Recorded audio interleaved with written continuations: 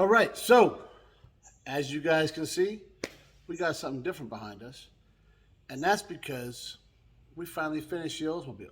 Well, at least I was finished with it. So we learned a couple things, right? We learned a lot of things, and we're going to talk about them on this week's Tuesday Morning Tech Tip from Pugliese Speed Shop.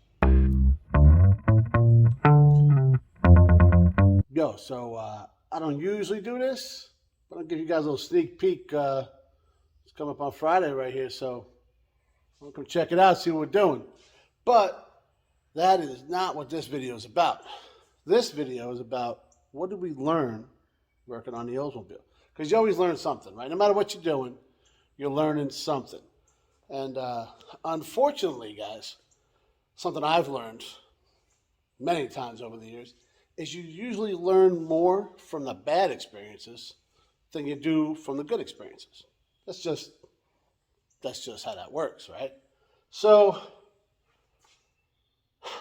I don't want to say that the Oldsmobile was a bad experience, but it could have been better, right? I mean, things didn't, along the way, some things went as planned, most things didn't.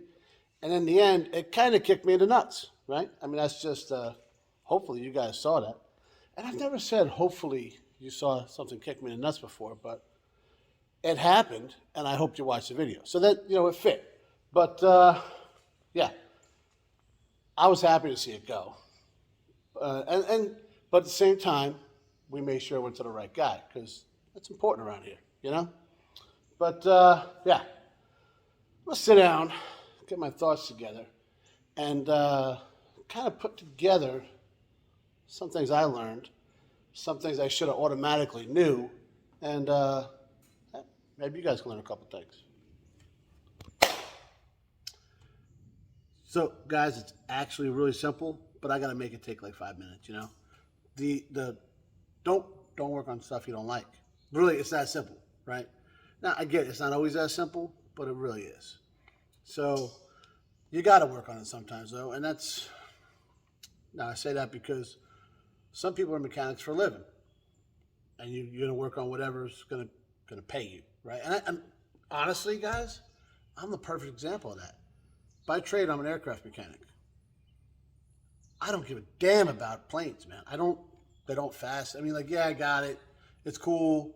There's some old school aircraft that inspired hot rodding and that, but I don't have a passion for it.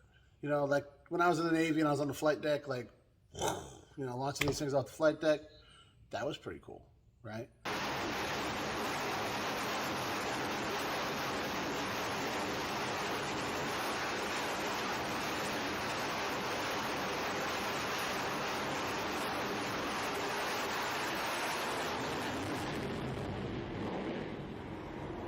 But now, I go to work every day, and I look at a boring plane that I really don't care anything about, and they give me money at the end of the week, so that's the only reason I really go there, right? And I know there's a lot of guys the same way, they love working on, maybe something like this, right? But when somebody brings the 2012 Kia in for an alignment and an oil change, you don't care, right? I mean, but you got to do it because you're getting paid to do it, and I get that, right? We all got to. I mean, this is America. We all got to make money, right? And even for my Canadian friends, you got to make money up there. It's the way of the world. But when I'm down here, like I said in the last video, I don't do this to make money.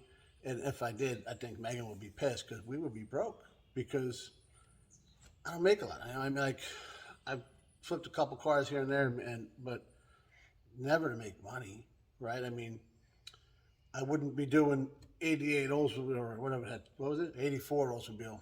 Delta 88. That's where I got that from. Or Nissan hard bodies. Or I wouldn't be doing that. I guess. And everybody thinks there's a ton of money in these things over here.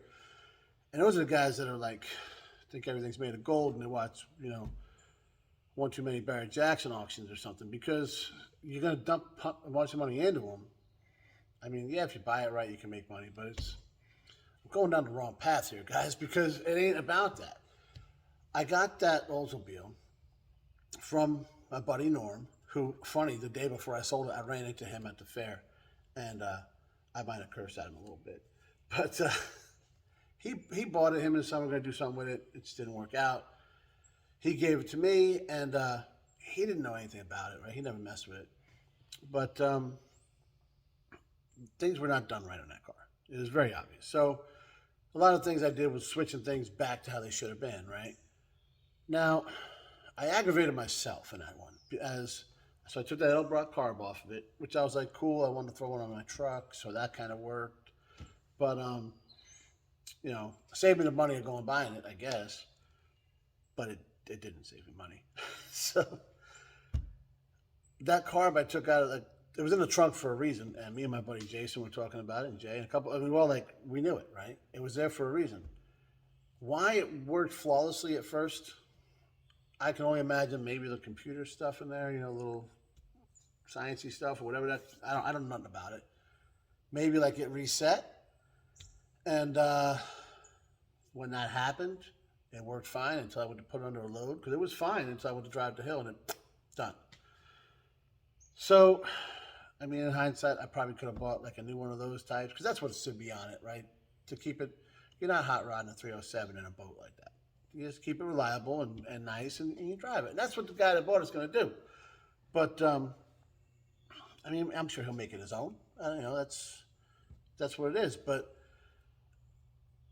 I didn't have a passion for the car. I took it because I was like, I can do a couple of videos on it and maybe teach some things to look at, when buying a vehicle. And we did that, right? I said, it is for, like I said before, everybody's got their car. It is a cool car for a lot of people, So, okay, cool. And that's what we did, but I got wrapped up in it, guys. I got wrapped up in making sure the exhaust was perfect. I got wrapped up in making sure the interior was this, and then this was that, and then, same thing I did on the hard body.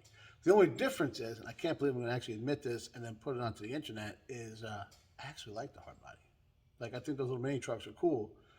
And I've actually had one for a little while. It wasn't lowered and stuff. It was, I'll throw a picture up, but, it was actually the first vehicle I ever built.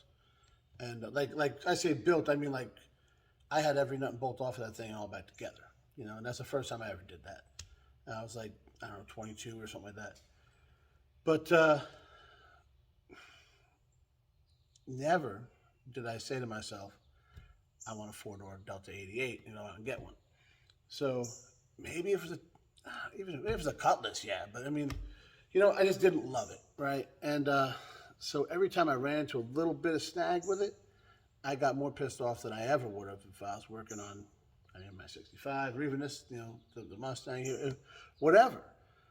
I would have, it wouldn't have been as big a deal, because I'd step back and look at it and be like, okay, I get it, right? I couldn't do that with the olds, because it was a nice car, but it just wasn't what I wanted. So, I don't know. I'm rambling, I get it, but when you're picking a project, pick something you love. Don't pick something because you got a good deal on it. Don't pick something because your buddy gave it to you. I mean, you got to have a reason, right? Like, it's like, I get sentimental. I get that, I mean, sometimes I'm a big softie for that kind of stuff. So I totally get that. Or just something you absolutely love, or you want to, build something like, maybe, you and your kid are going to work on something, and, he wants to build a Honda Civic with a 6-foot wing and a coffee can exhaust, and that's not your thing. But that's what he wants to do, and he's going to love it, so you do it. So everything's got, like, kind of some kind of motivation behind it. The only motivation I had on that Olds was to, number one, get rid of it. But really, actually, no, that wasn't number one. More importantly, was to get it to the person it belongs to, that it should be with. And we got a man that never left Alabama before in 46 years of being on this earth. And him and his son, they jumped in the truck. They borrowed the truck, jumped in it, and on a whim, shot up to Maryland, right? Overnight. Like, they beasted through the night. Like, they left at, like, I think he called me, it was like 9, 10 o'clock at night. They left and just drove through, got here, looked at the car, said, yup, got a trailer, and they took off.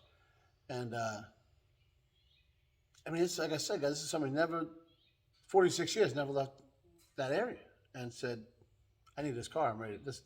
That is what motivated him to drive like 14 hours or something like that. So if he ain't the right guy for the car, I don't know who the hell is. So hopefully him and his son had a safe trip home, and they got the car going and they're doing their thing. So I feel I did, fulfill my mission of getting the car where it belongs. Hopefully he's fulfilling his. And now my next mission is to stop working on stuff I don't like and maybe do one for myself. Thanks for watching, guys.